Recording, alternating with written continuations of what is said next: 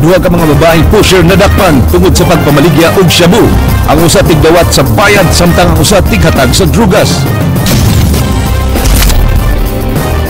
Mga tinunan sa Sapangdako Elementary School ana na magklase sa ilahang barangay hall.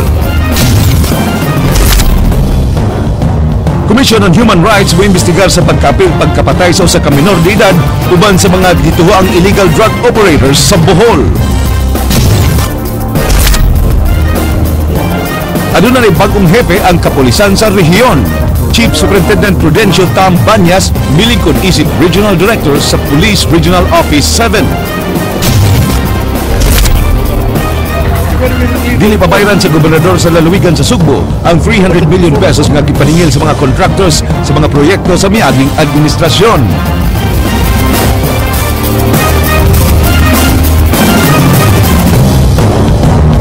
Maayong hapon Sugbo, Kabisayan. Aniyan ang mga balita uban sa kinatibuk ang puwersa sa News 5 Cebu.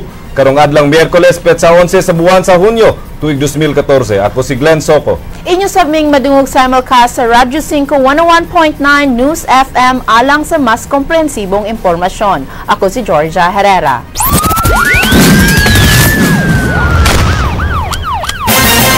Kapulisan nangita karon sa amo sa kanhi pulis ug mga kauban nga nagpaluyo sa illegal drug trade sa Bohol. Matud sa Provincial Director sa Bohol, gawas sa kanhi pulis nga napatay sa engkwentro, doon na pa'y mga pulis nga anaa sa serbisyo ubos sa ilang watchlist. Andrea Patenya, Suginlimi. Nagtuo si Bohol Provincial Police Office Director Senior Superintendent Dennis Agustin nga aduna pay mas dako nga boss ang kanhi pulis nga si Owen Rosales. Si Rosales ang gitumbok nga dakong drug lord sa Bohol nga mao'y suspect sa pagpamanhig patay kang Ubay Bohol Police Chief George Kanya. Ang maong boss nga matud pa nag-operate sa Central Visayas, mao ang subject karon sa follow-up operation sa kapulisan. Meron siguro dahil meron siyang mga messages na dig namin na meron pa siyang boss. In Bohol? In Central Visayas. Dugang ni Agustin, aduna say mga active Philippine National Police members nga sakop karon sa ilang illegal drug trade watch list. Meron tayong watch list. So, hanggang taas sa watch list, hindi pa natin natatanggal sila sa watch list. PNP personnel sa watch list po? How many po? Wala akong idea. Hindi ko pwede sabihin dahil watch list pa lang yan. Bisan siya, dugay nang nakadawat og death threats tungod sa ilang sub-sub nga operasyon batok illegal drugs apan wa na lang kini nila panumbalinga. Hindi ko maintindihan yung Bisaya nila kaya okay lang sa akin. Pag death threats hindi ko na binabasa. Pero may natatanggap kayo lately? Constantly naman. Dati-dati sunod-sunod ngayon nagsawa na rin ako malamang daraan mo yan pero hindi ko naman babasahin dahil pampagulo ng buhay yan. Gikumpirmar ni Agustin nga kauban ni Rosales si Troy De La Torre. Si De La Torre ang lalaking mi-surrender sa NBI apan wa pa masayod si Agustin sa partisipasyon ni ini. Gipaubos pa sa tactical investigation si De La Torre ug wa kunoy kamatuuran nga kini ang tagiya sa beach resort nga gitaguan nila ni Rosales. Gawas kang De La Torre, una nang mi-surrender ang upat ka mga kauban ni Rosales atul sa shootout ni atong Domingo. Gipanalipdan sab ni Agustin ang ilang gihimong operasyon, di inapatay si Rosales ug laing 5 ka mga kauban atul sa shootout. Lakip sa napatay sa kapulisan ang menor de edad nga si Amy Camero nga taga-Dakbayan sa Talisay, Cebu. Mato ni Agustin, si Camero kunoy nagsilbing collector sa grupo. Based sa reports na na-receive namin, siya yung mga nag-maintain ng logbook collection. Sa ngayon bine-verify pa namin yung reports ngayon. Pero yung initially lang namin na-find out. Apan sa interview sa News 5 sa maguwang ni Camero kagahapon, subli gyud ni ining gihimakak nga adunay kalambigitan iyang manghud sa negosyo ni Rosales sa illegal nga drogas.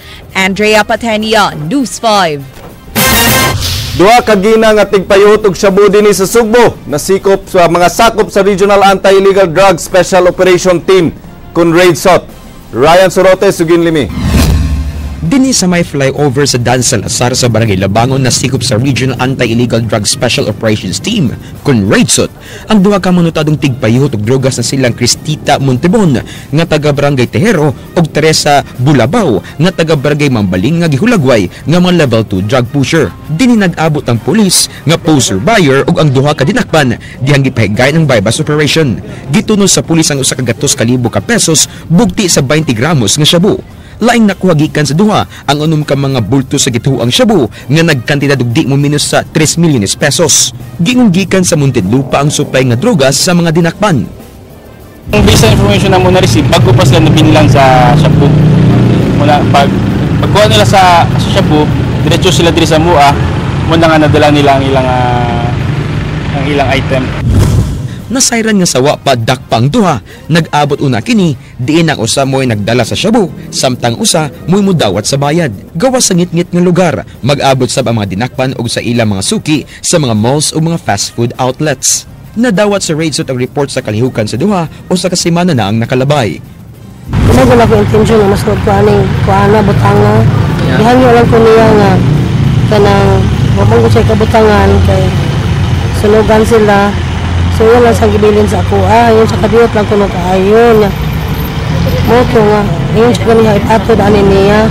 Mag-deposit ako kwarta. Okay. Kita mi ani niya. Nam siya dabutang. Pero kay ba, magasabot na mo nga mauna eh. Kami? Gasabot na mo na. Lalag yung hatdan lagi siya. Maura to. Ryan Sorote, News 5. Buot ni Konsehal James Anthony Cuenco nga malimpyuhan ang dalan Hungkera nga mo'y usa ka mga lugar di naghitak ang drugas ug prostitusyon. Isip chairman sa turismo sa Dakbayan sa Sugbo, buot ni Cuenco nga limpyuhan ang maong dapit. Gusto niini nga mopahigayon og hugot nga checkpoint ang kapulisan uban ang militar aron mawagtang gyud ang mga daotang binuhatan sa dapit. Way pagsupak niini si Vice Mayor Edgar Labella apan ang ngayan pakbuno kining lingkuran ang maong plano.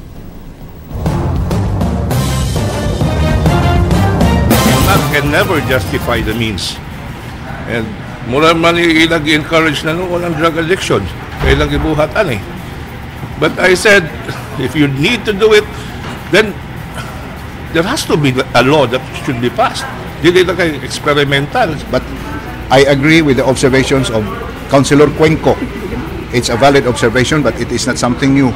That has been the observation of many, and there are even more serious allegations than that, especially in areas where ang mga alleged drug peddlers are in cahoots with law enforcement authorities. Nag-imbestigar karon ang Commission on Human Rights bahin sa naitabong shootout sa Bien Unido, Bohol. Di naglakip ang Cebuanong dalaga nga taga-Talisay. Gustong masayaran sa CHR kung doon nagyoy na itabong overkill atol sa itabo. Jinky Bargyo, Sugin Limi. Giduaw karong hapon sa mga investigador sa Commission on Human Rights ang panimay ni Ami Camero kinsa apil sa namatay didto sa Aplaya Beach Resort sa Buen Unido sa lalawigan sa Bohol. Ilang susihon kung unsa ang partisipasyon ni Ami kinsa naasud sa resort diyang gipahigayon ang gihulagway nga legitimate operation sa kapulisan. Lakip nila nga sutaon ang giingong overkill sa mga biktima labi na sa batanong babay. Yeah. Di na question about sa iyang pagkamatay. Kay imo masiya na report sa news ingon legitimate encounter, pero ang ilang ingon doon nga naman may overkill itabo. Natusak-tusak sa bala ang lawas sa ni Camero. Handa po tayong humarap, sir. Lagi naman kasi honest to goodness ang mga reporting natin lagi. Kaya lagi tayong guided ng batas. Gipaybaw sa CHR nga bisan og way request gikan sa pamilyang Camero mo imbestigar gihapon ang ilang buhatan sa maong kaso. Ila sabsutaon ang kamatayon ni Police Chief Inspector George Kanya kinsa aktibo sa iyang pangampanya batok sa illegal nga drogas. Andam sa butunol og financial assistance ang CHR ngadto sa pamilya ni Kanya ubos sa ilang programa. Giawhag karon sa Commission on Human Rights ang mga tawo nga dunay kasayuran sa hitabo sa pagtumaw sa ilang buhatan. Walang iawal masaksi. Tumaw sila aron mo sulti sa kilo ni tabo. Okay. Yung operation, no question. Ano yung allegation nga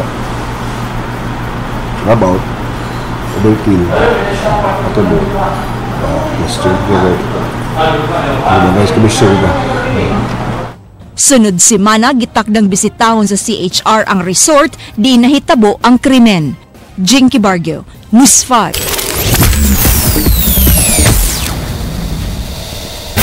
Human masuspenso og duha ka adlaw ang klase sa Sapangdako Elementary School, nakabalik na sa pagtungha ang kapin 500 ka mga tinun-an sa maong eskwelahan. Ug sa Sapangdako Barangay Hall na gipahigayon ang ilang klase sugod karong adlaw mintras nagpaabot nga matukod ang bagong tunghaan nga layo sa peligro. Jenky Bargio, sugin nimi.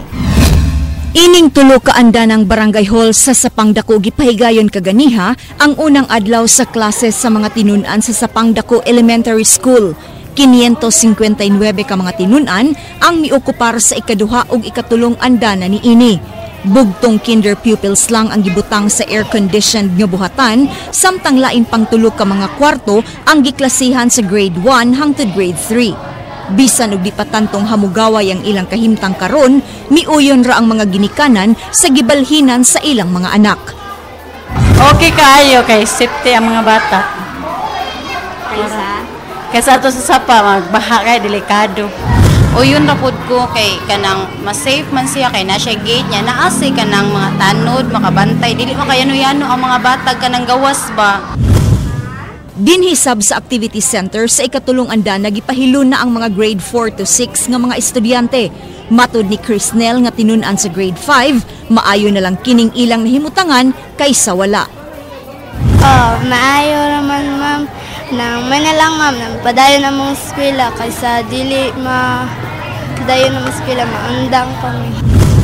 Subling na ngayo og pagsabot sa mga ginikanan ang prinsipal sa tunghaan. Iyang gipasalig nga bisan og ingon ini ang ilang kahimtang, mahatag gihapon sa mga magtutudlo ang kalidad nga edukasyon. Ang pagkat-on sa mga bata, dili gyud na makawang nang ipadayon na og unsay nasugdan ug unsay pamaagi sa mga maestra, ipadayon na. Bisan pa sa hadla man dyan, hagit mga challenges man inamo no, pero dili gyud na namo igsapayan. Gipasalig sab sa barangay officials nga bisan pa man sa ilang kahimtang, magpadayon gihapon ang pagatudila og serbisyo sa ilang mga konstituwente. Ang giingon sa among kapitan nga i-arrange na sa silong para tuloy-tuloy ang serbisyo, ang mga bata naa sa maayong nga kondisyon, sa maayong lugar. Dinhi unya ining bakanteng lote pila ka metros ang gilayon gikan sa Barangay Hall, tukuron ang bag-ong tunghaan sa Sapangdako Elementary School. Jenky Bargio, News 5. Nagkuhang gihapon ang supply sa tubig sa MCWD bisan sa pagsulod sa ting-uwan. Ilang gibanabana nga mosamot pagyud ang pagkuhang karong Lunes kay hingpit nang magklase ang tanang eskwelahan. Ani ang report ni Jenky Bargio. Karong Lunes, hingpit nang magbukas ang school year alang sa mga dagkong universidad sa Sugbo ug ang Metropolitan Cebu Water District kon MCWD karon pa lang mipadayag na og kabalaka sa posibleng pagkuwang sa supply sa tubig inig ka Lunes. Imagine ka sa tanan nga mga tagbalay, mga boarding house, mga dorm nga magdungan na og gamit og tubig inig ka buntag labi na sa katong padung mo eskwela ug padung mo trabaho at the same time nag-anticipate gid ta nga dunay areas nga mo low pressure. Matud sa MCWD nga tungod sa sigig uwan, dunay gamayng tubig ang Haklupan Dam apan di gihapon kini paigo aron makadistribute og tubig sa kabalayan. Karong adlaw nagkuwang ang MCWD og 10,461 cubic meters. Nagpasabot kini nga dunay mga lugar sa Sugbo nga makasinati gihapon og hinay ngadto sa walay agas sa tubig labi na kadtong anaa sa ibabaw ug sudlunon nga mga lugar. Even if June is rainy season na siya, start sa rainy season, dunay uwan pero dili siya ang level bitaw sa uwan dili siya makatupong sa katong nawa nga makaingon ta nga normal ang ato ang production. Miauhag ang MCWD sa publiko nga magpondo og tubig karong Biyernes hangtod sa adlawng Domingo aron dunay magamit inig ka Lunes. Jenky Bargio, News 5. Uban ang Eco Waste Coalition, mga environmentalists gikan sa napulo ka mga nasod miani sa Sugbo aron ipasabot ang sa mga tinunan kung unsa ka peligro ang lead content nga gikan sa pintal nga posibleng gigamit sa mga gamit sa eskwelahan. Mubalik si kapatid Jenky Bargio. Tuyong mibisita sa dakbayan sa Lapu-Lapu kining grupo sa mga langyaw gikan sa napo ka mga nasod aron sa pagtabang ug pasabot sa mga kabataan pinaagi sa mga estudyante sa Marigondon Elementary School sa epekto sa mga pintal nga taas og lead content. Posibleng kadaot sa utok sa mga bata sa higayon nga makakaon o makatilaw sila sa mga butang nga dunay lead gikan sa pintal. Ilang pahimangno nga likayan ang mga school supplies, mga duwaan ug uban pang mga butang nga gipintalan gamit ang enamel. Yung kanilang utak apektado, bukod doon, posibleng hindi bumaba yung IQ nila, magkaroon sila ng mga behavioral problems and slow attention, short attention span. So yung mga ilang mga sintomas or epekto ng lead poisoning sa children. Tumong sa Eco-Waste Coalition nga mahimong lead-free ang tanang tunghaan sa nasod. Matud nila sa yun rang mailhan ng usa ka butang kung dunay lead o wala. And it's used mainly on the colors yellow, red, orange, and green.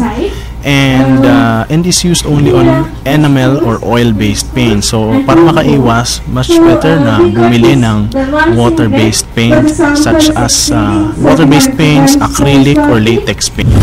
Nalipay ang principal sa Marigondon Elementary School sa maong impormasyon ug misaad kini nga atol sa ilang General Assembly iya kining ipaybaw sa mga ginikanan sa mga tinun-an.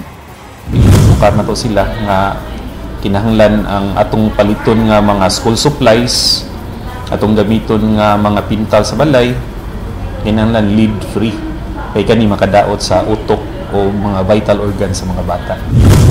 Usa ka symbolic palm printing ang gipaygayon agig saad alang sa usa ka lead safe nga tunghaan. Jinky Bargio, News 5. Education Committee mugahin og kwarta alang sa pag-relocate og pagtukod og bagong eskwelahan sa mga tunghaan nga nahimutang sa mga danger zones. Apan hantud karon wala pa makahatag ang local school board sa ilang report. Leslie Caminade Vestil, sugin limi.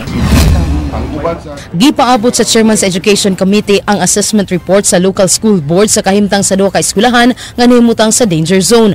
Mato ni Konsehal Noel Wenceslao, ilang ibase sa report kung pilang ilang igahin nga kwarta alang sa pag-relocate sa mga eskwelahan sa sapang dako ug busay. Ang kwarta nga igahin ilang kuhaon gikan sa Special Education Fund.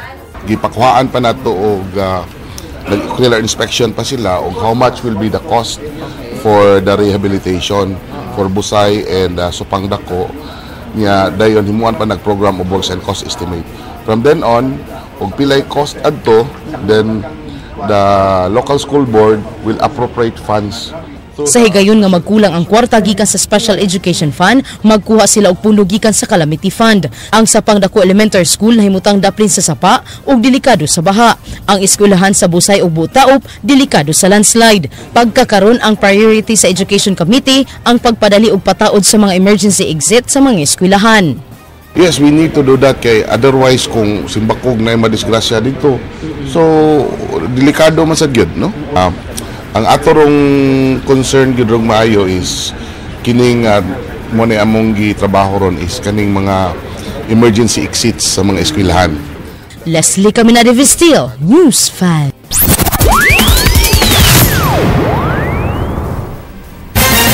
Kabalayan og tindahan sa may merkado sa Barangay Kanduman, Dakbayan sa Mandaue nangaug daw sa sunog kagabi. Wa hinoy gikatahong namatay o naangol atol sa maong insidente. Ryan Sorote, sugin limi. Makita aning amateur video nga nagkadako ang kayo nga mikaon sa 7 ka mga padimay, usa ka tindahan, tailoring shop, ukay-ukayan ug parlor nga nahimutang sa merkado sa Kanduman, Dakbayan sa Mandaue. Nagsugod ang kayo sa plangka si tindahan nga gipanag-iya ni Lucia Sikad nga giingong nag-short circuit mga pasado alas 8 kagabi. Daling midako ang kayo kay gawas nga ginama sa light materials sa mga istruktura, dugay miabot ang kabomberuhan sa fire scene kay sulod nun og traffic paingon sa lugar. Kumikas kilayon sir. Layo kaya kayo atong fire station din sa Kanduman. Unya, doon na tayo running time. Why problema sa area kay kalsada unya laama po'y access road sa Luyo. Buwa makaresponde sa sunog ang Basak Fire Station nga may 12 sa lugar kay guba ang ilang fire truck. Gideklarang fire under control ang sunog human sa 15 minutos sukad madawat ang alarma. Gibadaan ang dunay danyos nga 150,000 pesos ang maong sunog. Kay usari tagiyan niyo ta. Kato kadang masunog nga balay sari-sari usari tagiyan na. Nagabang na niya ang kuan. Niya kana siya mga ginagmay nga kuan wala man ang nagpuyo din ha. Wala stay in. Ryan Sorote, News 5. Tubling susiyon sa DNR ang permit sa quarry operator nga nanguhaw bato sa pribadong luna sa Barangay Bangbang, lungsod sa Cordova. Nasayran nga ng reklamo ang mga residente kay dapit kay gawas makadaot sa kalikupan ang maong operasyon. Apektado sab ang supply sa tubig sa mga residente. Jinky Bargyo, Sugin Limi. Kining backhoe na lang mo ay nagpabilin din sa lugar diin giingong mipahigayon og quarry operations ang Solid Stone Center Corporation. Human sila gimanduan sa DENR nga hunungon ang operasyon sa pagpanguha og mga bato gikan sa 2.7 ka ektaryang pribadong luna dinhi sa Purok 3 Barangay Bangbang, lungsod sa Cordova. Sa text message nga gipada sa information officer sa DENR, ilang pangayoon og balik gikan sa kumpanya ang mga permit nga nagtugot kanila sa maong operasyon. Ila sab matud patun-an og balik ang mineral processing permit nga gihatag sa MGB. Ang presidente sa nagkayusang mananagat sa Bangbang, kung namasba, di nabuot pa nga makabalik pa sa ilang quarry operation ang Solid Stone, kay dako kuno kinig nahatag nga kadaot sa kinaiyahan. Kaya mo ang gikalikayan gidre ang mga panghitabo sa umaabot ba. Nanago man sila. Ang umaabot nga nung nanago sila nga. Sa ato pa illegal gini lang gibuhat. Giingong nanganti sabang tag-iya sa kumpanya nga kasuhan ang duha ka opisyal sa namasba gumikan sa pagpangu sa petisyon batok nila.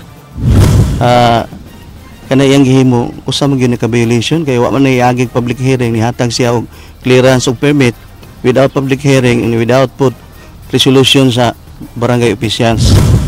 Tungod sa quarry operations hangtod karon di na gyud mapuslan ang poso sa mga residente sa lugar. Hindi na namin magamit na nga ang tubig. Ang kanang padayon na mapiktuhan gina. Gitakdang sa musunod nga mga adlaw usa ka technical conference ang ipatawag sa DENR. Suway nga gikuhaan sa ilang habig ang tag-iya sa Solid Stone apan wa kini didto. Jinky Bargyo, News 5. Sa ikatulong adlaw sa 15 ka adlaw nga gitagana sa Interagency Task Group aron makasumiter sa ilang final report kabahin sa kaso ni Baby Johannes Noval. Bugtong 5 pa ka mga ahensya ang nakasumiter sa ilang individual nga observation. Matod sa CHR, di pa tanang ahensya ang nakasumiter sa ilang tagsa-tagsa ka mga report kabahin sa pagplaster sa baba sa mga nurse sa Cebu Periculture and Maternity House. Nakasumiter ang sa ilang report mao ang CHR, NTC, DSWS, DSWD Unubanan sa Vicente Soto Memorial Medical Center.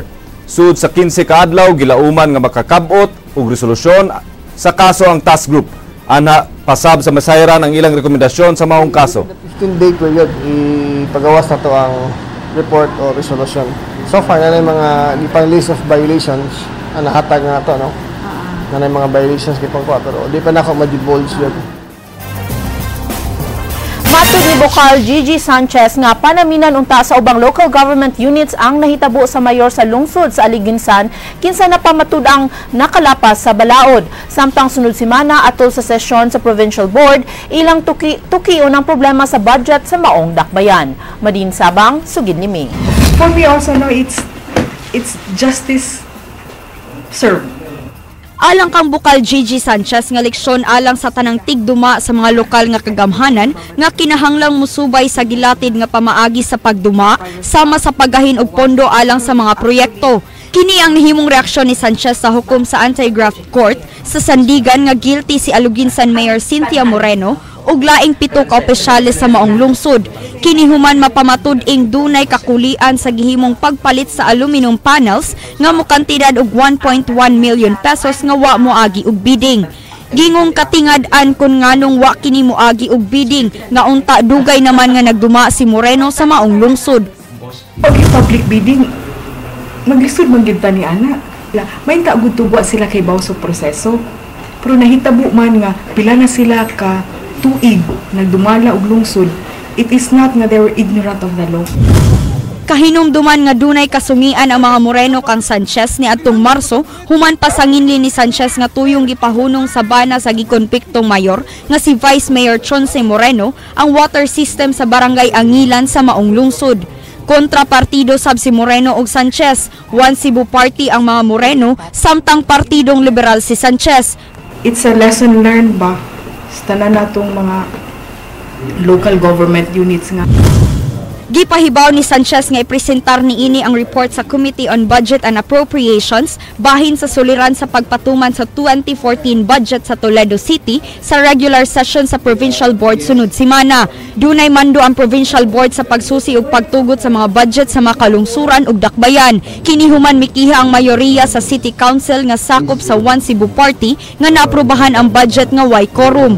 Apan natugutan sa pagkakaroon ng pagpatuman sa budget tungod sa gitugot nga 60-day temporary restraining order gikan sa Court of Appeals nga gipangayo ni Toledo City Mayor Sonny Osmeña nga miyembro sab sa Partidong Liberal. Actually, ang proseso ana, the provincial board is given 90 days to act on it. So within the 90-day period pa man siya, and then it so happened they have moved to another kanabitang remedy na PRO man, na lift na sad. But for now, I'm happy to note na Court of Appeals issued na i-lift ang PRO. Injunction.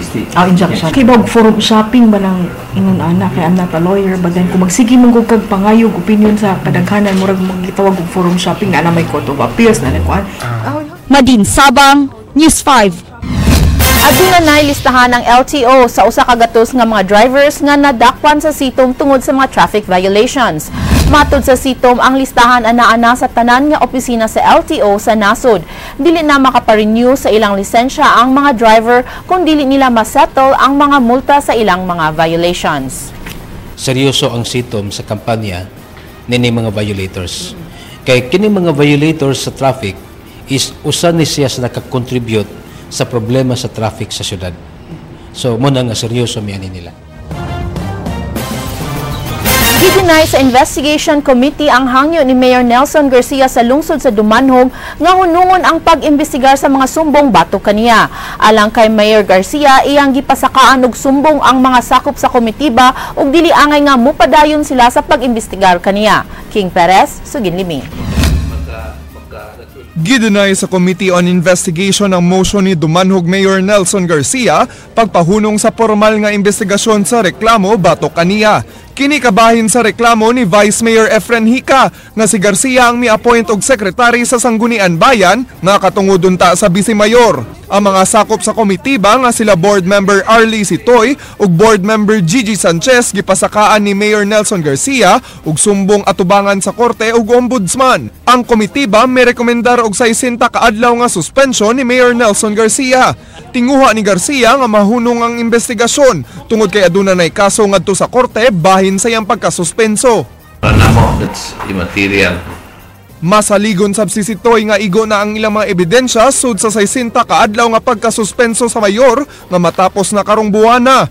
Karong hapon hugpungon ni Sitoy ang Provincial Board Committee alang sa pagsusi sa reklamo. We have already nanamo tanan ang mga kinahanglanon nga mga materials. Sorry. Nakuha na namo among gusto. King Perez, News 5.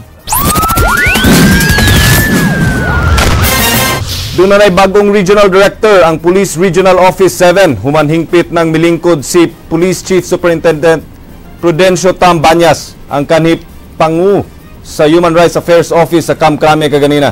Iyang gisad atol sa iyang pagigpulong kaganina nga iyang tutukan ang pagbatok sa illegal nga drugas. Andrea Patenya, Suginlimi. Human sugata ug pasidungog ang bagong pangu sa kapulisan sa Rehiyon 7 atol sa iyang pakigpulong. Unang gipasalamatan ni Police Chief Superintendent Prudencio Tam Banyas silang Presidente Noynoy Aquino, DILG Secretary Mar Rojas ug PNP Chief Director General Alan Purisima sa bagong assignment nga gihatag kaniya. Matud niini, tag-as gyud kuno kaayog standards ang gibilin kaniya sa mga nangaging regional directors. Hilabi na nga ang PRO 7 maoy bugtong nakakuha og Golden Eagle Award atol sa ilang performance governance system. Usa kuno sa iyang prioridad mao ang pagsumpo sa illegal nga droga sa rehiyon nga base sa iyang monitoring, nagkagrabe ang kaso niini. Let us prioritize this and stop this before it is too late. A lot of street crimes can be traced to the use of illegal drugs, and mind you, it destroys the very future of our country and people. Ipadayon sab niya ang training sa mga sakop sa PRO 7 sa investigation, intelligence ug monitoring sa mga kaso sa human trafficking. Pahugtan sab niini ang implementasyon sa environmental ug maritime laws, hilabi na nga ilado ang Central Visayas sa tourist destinations niini. Dihang gipahulagway kun unsa siya nga klase nga pagka-leader, iyang tubag. Disciplinary leadership. Kumbaga, we lead by example, and if you commit wrong, you will discipline. Kasama yun, trabaho lang tayo. Mibahad sab si Banyas nga limpyuhan niya ang PNP organization gikan sa mga pulis nga badlungon ug nalambigit sa illegal nga mga kalihukan. Gani makigtagbo dayon kini sa iyang mga sakop aron mahibaw-an ang kamatuoran kabahin sa alegasyon nga dunay mga pulis sa Sugbo nga drug protectors. We will be quick to reward and promote those who are doing their jobs excellently. But we will also punish those who are not doing their jobs or worse, are involved in monkey business. Migradwar sa Philippine Military Academy class matikas niadtong 1983 si Banyas ug na-assign na sab kini sa tunga-tungang Kabisayan kaniadto. Andrea Patenya, News 5. Ipaabot pa sa Regional State Prosecutor ang pagduso sa ilang buhatan sa sumbong batok sa mga akusado sa pag-ambush ug pagpatay kang Attorney Noel Archival ug mga kauban tungod sa pag-inhibit sa 5 ka piskal. Apan gipadayag sa maong buhatan nga dili mahimong magbuot ang mga akusado kung ipahigayon ang preliminary investigation. King Perez, Suginlimi. Wa pa nadawat sa Regional State Prosecutor Attorney Fernando Gubalane ang opisyal nga pahibalo sa Provincial Prosecutor nga mo-inhibit ang 5 ka mga fiskal sa paghimo sa preliminary investigation sa sumbong nga frustrated murder ug multiple murder batok sa 5 ka mga pulis sa Highway Patrol Group. Ang mga pulis akusado sa kamatayon ni Attorney Noel Archival ug mga kauban. Dawaton sa Regional Prosecutor ang pagtugyan sa Provincial Prosecutor sa ilang buhatan sa maong sumbong. Apan mo konsulta usa si Gubalane sa DOJ Manila sa di pa sila musugod sa preliminary investigation. Adunay pending motion ang mga akusado nga pulis ngadto sa DOJ Manila nga naghangyo nga adto pagpahigayon sa Manila ang preliminary investigation. Ako siguro magbuhat siguro ko query or letter asking guidance from the Department of Justice Manila on the issue of the inhibition. Di pa na mahoy ato ang buhaton. Pero wala pang record sa kaduha ang doon ay pending aning issue dito sa DOJ. Gipadayag usab ni Gubalani nga respetaran nila ang desisyon sa pag-inhibit sa 5 ka mga prosecutors. Apan alang kang Gubalani, dili angay magbuot ang mga akusado nga pulis kun asa og 15 nga prosecutor ang mohimo sa preliminary investigation. Na mahayag ang abogado sa mga pulis nga di sila musugot nga dinhi sa Sugbo himo ng preliminary investigation sa mga kasong giatubang sa iyang mga kliyente. Siguro ang saktuan na siguro dili sila mutugod kay di sila mo magbuot sa proceedings, di ba?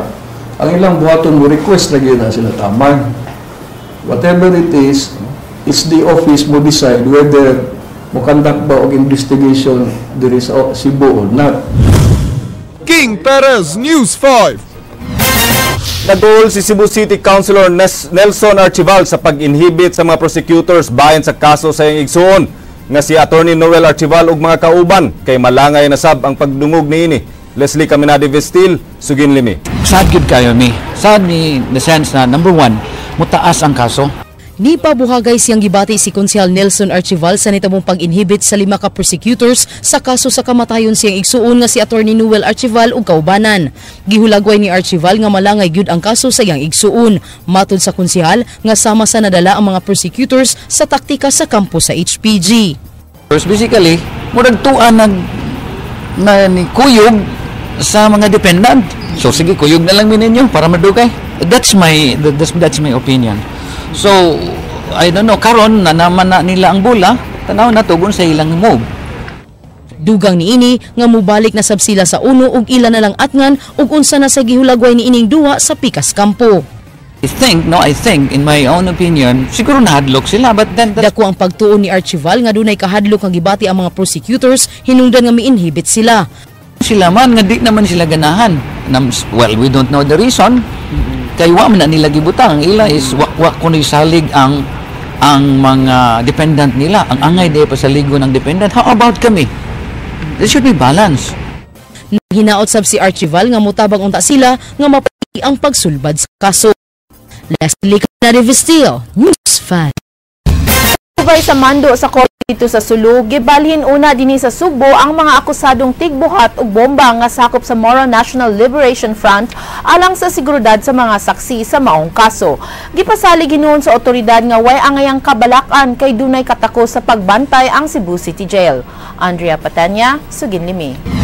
Gibalhin na kagahapon sa hapon ang sakop sa Moro National Liberation Front nga gipasangin lang mamuhatay og bomba nga si Hamjuda Mihaji alias Mahang kinsa nadakpan sa Indanan, Holo-Sulu ni atong Hunyo 1. Nagatubang og kasong multiple murder si Mihaji kinsa giakusahan sa pagpamomba ni atong September 29, 2009 di inamatay ang duha ka sakop sa US Army ug usa ka sakop sa Philippine Marines. Allegedly kasi doon sa report na nakita namin, member siya ng MNLF Demolition Team. Apan mihangyo ang mga witnesses nga ipabalhin ang dinakpan dinhi sa Subo alang sa ilang seguridad inigtambong sa mga hearing diin gitugutan sab sa korte ang maong hangyo. Mipasalig hinuon ang CIDG-7 kinsa mao gitahasan sa pag-secure sa team nga mi-escort sa dinakpan padung dinhi sa Subo nga di hulga sa mga Subuanon ang giingong bomb maker sa MNLF.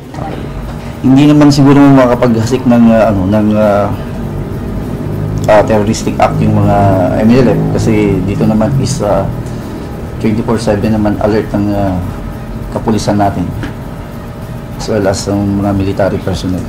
Nasayran nga una nang gibalhin ang duha ka mga kauban ni Mihaji sa Cebu City Jail ni adtong miaging tuig. Butang nga gikasagmuyo ni Cebu City Mayor Michael Rama.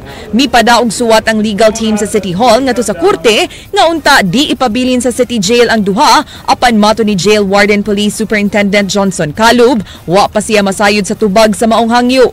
Di sab kuno siya makabalibad nga dawaton ang lain pang sakop sa MNLF kay subay man kini sa mando sa korte. Nasayran nga duna pay kapin napu ka mga kaubang akusado si Mihaji nga dakpunon pa. Kay wala man gud tay mabuhat kay naa man koy order sa korte, ma-contempt man sad ko sa korte kung di na ko dawaton. Mipasalig si Calub nga aduna sila'y katakos sa pag-secure og tarong kang Mihaji ug mga kauban. Sama sa duha niini ka mga kauban sa maximum security cell gidetain karon si Hamjuda Mihaji uban ang lain pang mga gitumbok nga high profile inmates diin makagawas ra sila matag saning period. Dili sama sa mga regular inmates nga maka-enjoy sa open cell privilege gikan sa alas 7 sa buntag hangtod sa alas 5 sa hapon. I could give you a guarantee nga amo gid ning i-secure ni sila. Kung may mo bisita nila if and when amo gid nang properly search. Escorting ani nga mga inmates, high profile man ni, so double among guards. If necessary, we will bring along with us long firearms. Andrea Patenia, News 5. Subay sa maong balita, ipalain og angayan hatagan og espesyal nga pagbantay mao'y gustong mahitabo ni Vice Mayor Edgar Labella sa gingong tigbuhat og bomba nga gitanggong karon sa Cebu City Jail. Leslie Caminada-Vestil, Suginlimi. Ang labaw sa Police Coordinating Council nga si Vice Mayor Edgar Labella mipada og suwat kang City Jail Warden Johnson Calub aron hangyoon nga ipalain og priso ang giingong mamuhatay og bomba sa Moro National Liberation Front. Gusto sab ni Labella nga hatagan kinig mas hugot nga pagbantay aron makalikay sa mga posibleng mahitabo. Kanang mga klase sa mga alleged criminals atong ilain. There should be a special watch over them because they are high risk. They are not just ordinary common criminals. Dugang ni Labella nga di angayang magdugay sa City Jail ang maong piniriso o kinahanglang ibutang sa lugar kung asa siya nahaom. They are not supposed to be here, and they should be, by all means, they should be transferred to whoever they should belong. Kinisab mo itubag ni Labella kung andam na bang muhandol og samang klase sa high profile nga personalidad ang City Jail. Hinuon, giklaro niini nga dako siyang pagsalig sa mga jail guards. We trust our law enforcement authorities, we trust our jail warden, but we have to be also let them know that we are vigilant and we do not allow them to stay here permanently. It should be only on temporary basis and they should be placed in a cell separate from the ordinary criminals that we have. So danger kung maipon ba sa uban? Of course, kinahanglan ma-monitor gina sila. Okay, ug masagol gud daghan na matayanan. Leslie Caminada-Vestil, News 5. Usa ang patay ug tulo ang naangol sa nahitabong bangga sa usa ka tricycle ug Hilux ganihang pasado alas 6 sa buntag sa sitio Kangkwaay, barangay Tan-awan sa lungsod sa Oslob, habagatang Sugbo. Dead on arrival sa Oslob District Hospital ang driver sa tricycle nga si Maximo Ondiano, 79 anyos nga taga barangay Bangkogon, Oslob. Samtang naangol ang duha niyang pasaherong estudyante nga silang Liza Lirasan, 13 anyos ug Romeo Librada, 15 anyos, mga residente sab sa barangay Bangkogon ug mga estudyante sa Tan-awan National High School. Matud sa kapulisan sa maong lungsod, nagsunod ang Hilux nga gimaneho ni Krista G. Llamas Neve, 28 anyos sa tricycle. Mikalit og left turn ang tricycle ug mousab ang pag-overtake sa Hilux nga nawadan og control mao nga nahitabo ang bangga. Gikasuhan na ang driver sa Hilux samtang giobserbahan pa sa usa ka tambalanan sa dakbayan sa Sugbo ang duha ka estudyante nga naangol.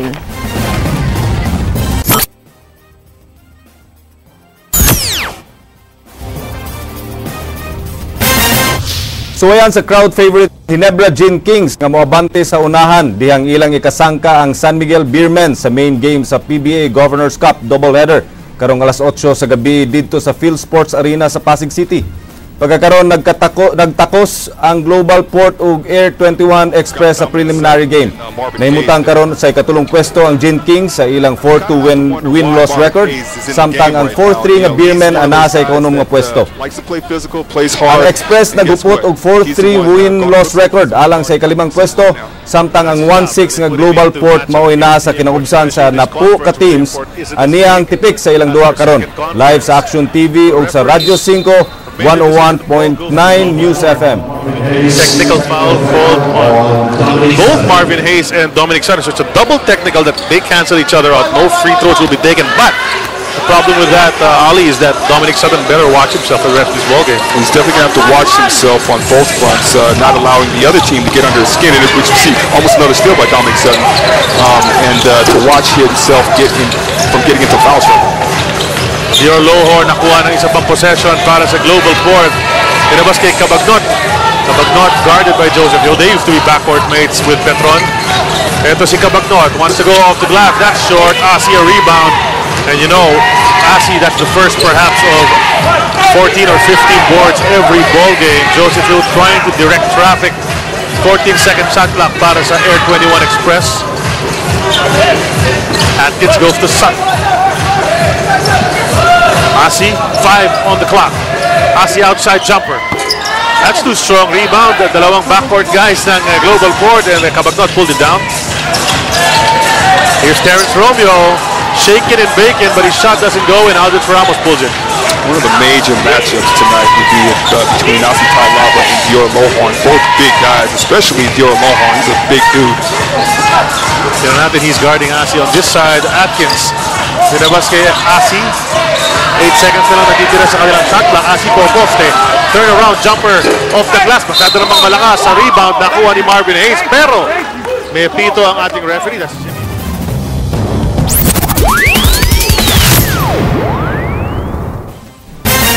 Gipresentar sa mga abogado at tubangan sa mga justices sa Court of Appeals ang ilang mga baruganan sa petisyon ni Mayor sa Toledo.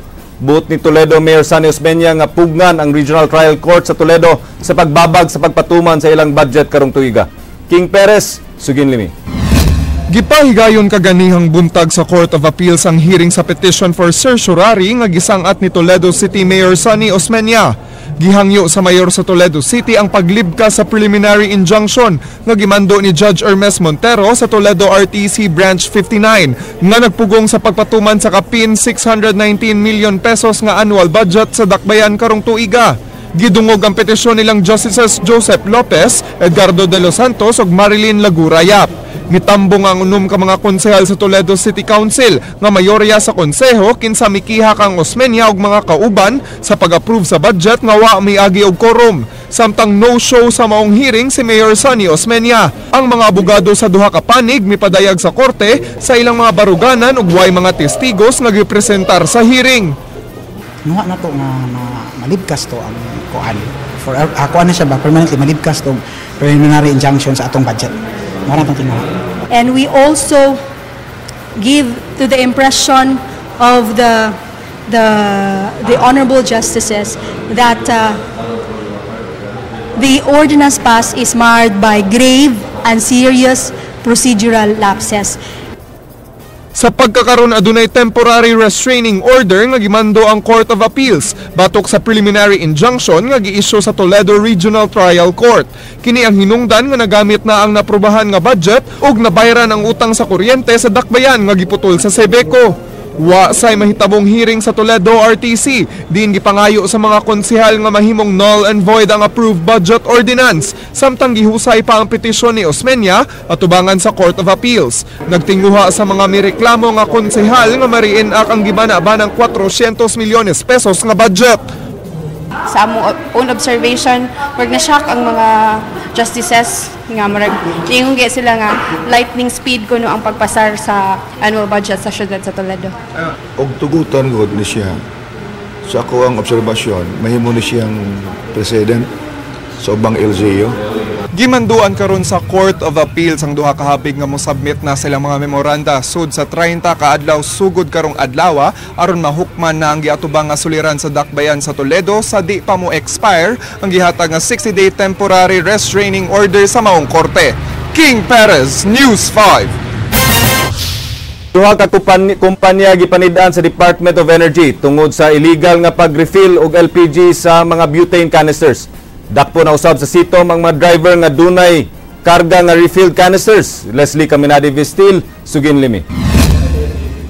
Dakpon sa mga sakop sa Department of Energy ug sitom ang mga refilling company nga nag-refill sa mga butane canister. Mato ni DOE Regional Director Antonio Labios, gidili ang pag-refill og LPG sa mga butane canisters tungod kay delikado kini. Mato ni Labios, di na angayang magpaabot pa nga adunay madisgrasya. Non-refillable ni. No, so dili na pwedeng kuan. Unya wala pa tay standard ang DTI kanang Bureau of Product Standard nga bahin sa nga ang kini nga type of silindro kay lahat para man siya. Then so unlike nga so dili siya pwede nga ibutangan ning LPG kay ang LPG mas dako man siya pressure so delikado. Ang legal officer sa Department of Energy nga si Attorney Ras Mark Gamalio mibutyang nga aduna sila'y duha ka kampanyang gipanidan tungod sa illegal refilling sa mga butane canister. Kasong administratiba o kriminal ang atubangon sa mga nakalapas niini. Sugda na usab sa sitom ang pagpanakop sa mga driver nga nagkarga og mga butane canisters. So ang findings gi-evaluate pa. I'm just waiting for the report to do the next legal move against aning company. Amo nang sitahon, no? Ang mga motor or bisan kinsa nga magdaan niya ng maong butang tungod sa tunod wa pay ordinansa ang syudad pero ang among gitanaw ang seguridad sa mga tao nga naa sa atong kadalanan.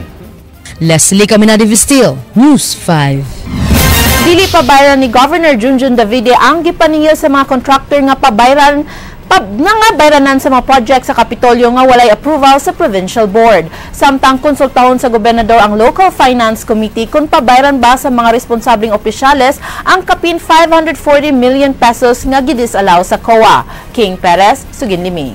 May ganin dool na ko ni ato sa opisina kay representing their claim. I told them politely nga please, maumali ang ato position. We want things correct, done the right way lagi.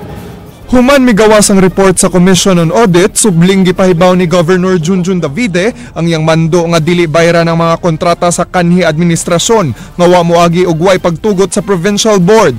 Mirekomendar ang COA nga di na bayran ang mga kontraktor sa mga infrastructure projects sa miaging administrasyon sukad tuig 2008 hangtod 2011. Gidisalaw sa Commission on Audit ang 540 million pesos nga gibayad ngadto sa mga contractors. Dili na usab pabayran ang 300 million pesos nga gipaningil sa mga contractors. Kini usab ang nahimong rekomendasyon ni Provincial Board Member Gigi Sanchez kansang pangu sa Committee on Budget and Appropriations. Which also means as Budget Committee Chairman, there will be no appropriations intended for the payment of the other balances. Matud sab sa COA report paninglo ng mga opisyales nga responsable sa pagbayad sa 540 million pesos nga nabayad sa Kapitolyo aron mauli ang kwarta sa panudlanan sa probinsya. Samtang ipasusi sa gobernador sa Local Finance Committee kung pila gyud ang pondo nga napagawas na sa Kapitolyo sa mga kontrata nga way approval sa Provincial Board. Sa pagkakaron wa pay kompleto nga listahan si Board Member Sanchez kung kinsa ang angay paninglon sa kapinto nga bilyon nga gidisalaw sa COA. Apan nagkahiusa si Davide ug Sanchez kung kinsa ang apil niini. Klaro mo kayo sa report. Tingaling anong punta mo niya. Very, very clean the report. Well, the former governor, because siya may ni-interest sa kontrata na. Chances are stemming from the fact nga wala siya authority from the provincial board, and who authorized it, who authorized the payment, who who signed the contracts. Chances are the person held liable for that is the head of the previous administration. It's headed by former Governor Gwendolyn Garcia. I hope not. Tunan pasab karon ni Davide kung unsay buhaton sa mga natanggo nga proyekto human miluwat na og rekomendasyon ng COA. Andam siya nga moatubang og kaso kung ikiha sa mga contractors. Mo na among tanawon mga projects no kay ang among concern ng hospitals lagi usikan mi ba mo magunay kinahanglanon sa atong makatawan, and one of the thrusts of this administration is kining health facilities nato nga kini mga contracts entered into without approval of the provincial board. Dili na to mabayaran ng contractors, no? Either they have to go to court, no? King Perez, News 5. Giklaro ni Governor Junjun Davide nga way koneksyon ang nahimong disallowances o ang kasamtangang suliran karon sa Kapitolyo sa pagpatrabaho sa mga security guard sa Black Pearl Security bisan way kontrata. Ug subay sa uban pang issue sa mong security agency, laing suliran ang giatubang karon niini mao ang nahitabong aksidenteng pagpabuto sa usa sa ilang sakop. Ryan Sorote, Sugin Limi. Kaganihang buntag, usa sa mga sakop sa Black Pearl Security Agency ang aksidenteng nakapagbuto sa iyang service shotgun samtang iya kining gilimpyuhan. Din usa ka habal-habal driver ang ikatahong naigo sa tiil atol sa pagbuto sa shotgun. Mato ni Governor Junjun Davide nga gibantayan sa mga security guard ang usa sa mga luna nga iya sa Kapitolyo sa Barangay Apas, Dakbayan sa Sugbo. Tungod sa hitabo, ipa-review sa gobernador ang temporary engagement sa Black Pearl tali sa Kapitolyo. This would, I believe, warrant a review of the temporary engagement the province has with the Black Pearl Security Agency. Makaapekto matud pa ang hitabo sa post-qualification sa security agency ngadto sa Provincial Bids and Awards Committee nga padayong nagtuon sa magiingong technical problems sa application sa mong agency. Ana pa sa buhatan sa Government Procurement Policy Board ang kaso sa security agency. Gawas sa mong insidente, gipasusi sab ni Davide sa Provincial General Services Office ang report na daghang mga security guard sa Black Pearl ang Y Service Firearms. Dunay kapin 200 ka mga security personnel ang Black Pearl nga nag-alagad sa tanang property sa lalawigan. Ang mga security agency sab may manubag sa pagpa-ospital sa biktima sa accidental firing. Ang presumption is ila to, ila pong armas, ang shotgun. Nang limpyo ko noon yan, discharge lang, hitting a habal-habal driver. Ryan Sorote, News 5. Iabot na sa ilang panimay sa Barangay Tabunok, Dakbayan sa Talisay ang patayng lawas ni Ami Camero nga usa sa unom ka tawo nga napatay sa shootout didto sa usa ka resort sa Bien Unido, Bohol niadtong weekend. Ganihang udto naabot ang lawas ni Ami human malangay ang usa ka adlaw tungod sa problema nga ilang nasinati pagpadala diinig balik pa sa Sugbo. Wa pay tukmang adlaw sa paglubong ni Ami kay wa pagyud moabot ang iyang inahan nga naa sa Leyte. Subling gibarugan sa nagbangutang kabanay ni Ami ang inosente nga batanon nga wa kini kalambigitan sa illegal nga kalihukan didto sa Bohol. Kaya panglubong yung papa.